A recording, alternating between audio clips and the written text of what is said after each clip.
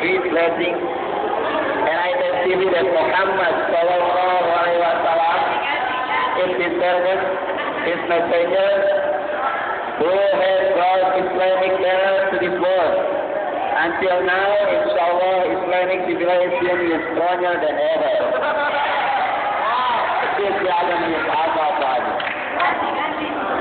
Teman-temanku, sahabat-sahabatku, adik-adikku yang baik hatinya. Coba yang tahu, yang tidur di lampian, yang tidur di bangunkan sebelah sana yang kuat, aduh. Bangunkan dulu. Oke. Sahabat-sahabat semuanya, dalam kehidupan sehari-hari kita, seringkali kita menemukan kesalahpahaman. Kesalahpahaman yang disebabkan oleh tidak selarasnya apa yang kita ucapkan dengan apa yang kita perbuat. Betul seperti itu? Insya Allah. Untuk itu, saya berdiri di depan. Insya Allah akan sedikit membahas tentang keselarasan antara ucapan dan perbuatan.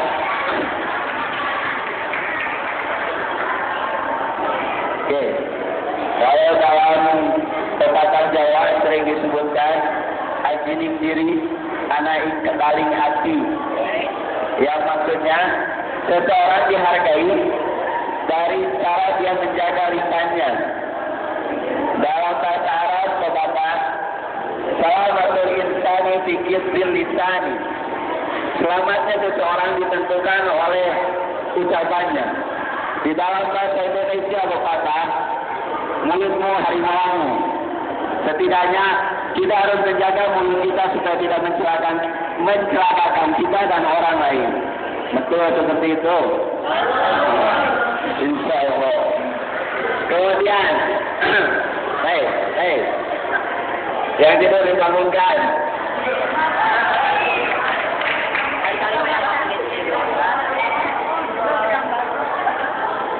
Di dalam Al-Quran, surat As-Suf ayat 2 dan 3 yang bunyinya Bismillahirrahmanirrahim. Ya ayyuhallazina amanu lima taquluna ma la taf'alun. Kabura maqtan indallahi an taqulu ma la taf'alun. Yang artinya, wahai orang-orang yang mengaku beriman, mengapa kalian mengatakan apa yang kalian tidak perbuat? Amat besar kemurkaan Allah jika kalian mengatakan apa yang tidak kalian perbuat. Seperti itu yang firman Allah dalam surat Al-Quran, bahwasanya kita sebagai umat Islam harus mampu menanggung jawab apa yang telah kita ucapkan. Harus mampu menyelaraskan apa yang kita ucapkan dan apa yang kita perbuat. Betul? Insya Allah. Kemudian ayat tersebut ditujukan dahulu ditujukan kepada Bani Israel, yang dimana kebiasaan jelek Bani Israel ini adalah saling mengingatkan kepada sesamanya tentang kebaikan, tentang menjauhi maksiat, tetapi mereka sendiri tidak melakukannya. Statement ini diperkuat dengan ayat Al-Baqarah, Quran surat Al-Baqarah ayat 44. Yang inti dari artinya adalah mengapa kalian saling mengingatkan dalam kebaikan, tetapi kalian sendiri melupakan diri kalian. Kalian adalah orang yang diberi kitab Taurat. Apakah kalian belum mengerti seperti itu? Yang putri, yang tidur bangunin. Oke. Jadi intinya kita sebagai umat Islam yang kafah, kalau secara sering bilang, sebagai umat Islam yang kafah, kita harus mampu menanggungjawaban apa yang kita perbuat. Menanggungjawaban apa yang telah kita ucapkan. Betul enggak? Yang putra yang dipojokan siapa yang tiduran? Bangunin.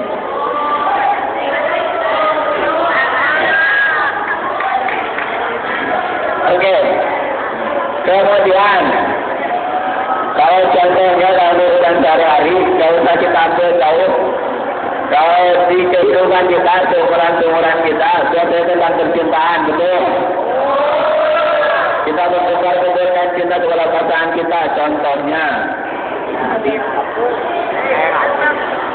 Orang ada cowok dengan gagal, dengan pakaian maco, dengan kacamata.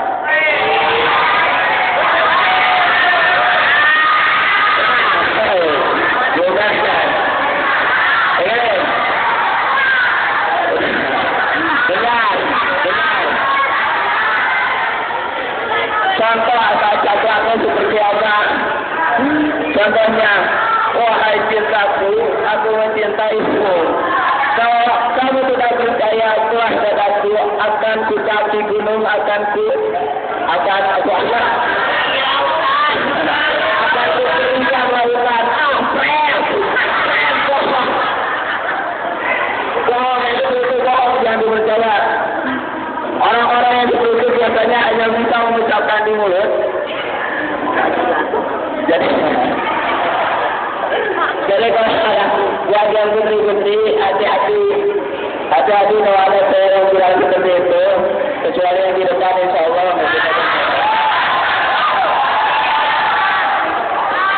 Insya Allah enggak, semua anak emang insya Allah enggak seperti itu. Oke. Jadi itulah seperti itu. Kita semuanya adalah umat Islam yang dituntut untuk mampu menjaga ucapan kita, mampu mempertanggungjawabkan apa yang kita ucapkan. Salah satu kita ketika Nabi Muhammad SAW Isra Mi'raj, kemudian diajak jalan-jalan oleh malaikat Jibril. Ketika jalan-jalan, dengarkan. Serius. Ketika jalan-jalan, kemudian melihat seseorang yang wajahnya menyerupai wajahnya menyerupai monyet, kemudian tangannya disalib. Bertanyalah Nabi kepada malaikat Jibril, wahai malaikat, siapakah gerangan yang sedang disalib itu? Malaikat Jibril menjawab, dia adalah umatmu. Kemudian Nabi bertanya lagi, apakah umatku yang awam? Tidak, ya Nabi. Dia adalah umatku yang selalu menyerukan kepada yang lainnya untuk berbuat kebaikan dan menjauhi maksiat. Kemudian Nabi dengan wajah yang bingung bertanya kembali, lalu mengapa? Kalau dia adalah orang yang sering menyerukan kebaikan dan untuk menjauhi kemaksiatan, kenapa keadaannya seperti ini? Kemudian Nabi Jibril menjawab, karena dia tidak melakukan apa yang dia ucapkan. Dia menyerukan kebaikan tetapi dia tidak melakukannya. Dia menyerukan menjauhi maksiat tapi dia melakukan maksiat. Seperti itu. Subhanallah, ancaman Allah yang sungguh-sungguh menakutkan untuk kita tantang. Tapi sedikit, bahwasanya hal ini sering sekali terjadi. Contohnya apa? Kata-kata kita, jangan disamakan hal ini dengan kata-kata Osima. Kenapa? Kalau misalnya kalau Osima menyerukan kebaikan, ayo ke masjid, ternyata dia nggak ke masjid. Kita sadari bahwa kata-kata Osima ini adalah bukan robot yang disetting untuk melakukan kebaikan sepenuhnya. Kata-kata Osima adalah manusia sama makan nasi. Betul? Jadi wajar kalau kita melakukan kesalahan, kita anggap. Saya pernah menjadi Osima dan niat untuk menjadi Osima adalah memperbaiki diri sendiri dengan mengajak yang lain untuk memperbaiki diri juga. Seperti itu. Betul kata-kata yang di belakang? Amin, insyaAllah. Seperti itu. Jangan dulu disamakan hal ini dengan kegiatan dan acara Osima kita. Siap. Jadi ketika nanti kalau tak ikhlas ngajak ke masjid, ternyata tak ikhlas ke masjid, wah tak ikhlas jawab di neraka kayak monyet wajahnya. Tak ikhlas bilang, tak udah. Enggak. Good. Bisa kita mengamalkan? Bisa kita mengamalkan? Insya Allah. Kemudian Selain dari itu, kita sadari bahwa secara umat muslim atau kita ada sedang dirundung dengan berbagai keterpurukan. Ini sedikit agak melenceng dari tema. Bagaimana cara kita untuk kembali percaya, kembali mengambil hak kita yang paling hakiki, yaitu sebagai umat dan wasatiyah, sebagai umat yang terbaik yang ada di muka bumi. Salah satunya adalah di kalangan pelajar kita ini kurangnya inovasi dan kreatif. Kita coba untuk meningkatkan daya inovasi dan kreativitas kita. Sekecil apapun itu kita dilandasi dengan niat positif, dengan manage yang bagus, insya Allah. Karena apa? Contohnya seperti ini. Coba kalian tahu dekat sebentar, sebuah ledak, satu ledak yang semua orang dapat membuatnya, yang semua hampir semua rumah memilikinya, tapi ketika benda ini dijual di pasaran, ternyata laku keras. Tahu apa itu? Ada yang tahu? Ada yang tahu? Air minum dalam mineral. Coba kita pikirkan. Hampir semua insya Allah orang-orang yang di dalam sini bisa membuat air mineral, betul? Di rumahnya pasti punya air dispenser dan sebagainya. Tetapi jika kita lihat di kantin, coba tanya di kantin dalam sebulan habis berapa stok air minum dalam kemasan? Itu sangat laku keras, benar nggak? Itu menunjukkan apa? Bahwasanya hal kecil saja yang ide kecil saja yang bisa dikeluarkan jika dilandasi dengan nilai positif dan manajemen yang bagus, insya Allah akan menghasilkan sesuatu yang bermanfaat untuk diri kita dan orang lain, insya Allah, amin. Maka dari itu, akhir pembahasan saya, kita ambil kembali hak kita sebagai umat muslim yang paling hakiki. Jangan menjadi pembantu di negara sendiri. Yang jelas, mari kita bangkit.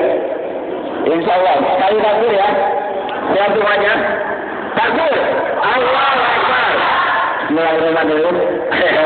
Alhamdulillahirrahmanirrahim. Terakhir, take a stand, never over struggle, and keep fighting. Terima kasih, saya Andriana. Assalamualaikum warahmatullahi wabarakatuh.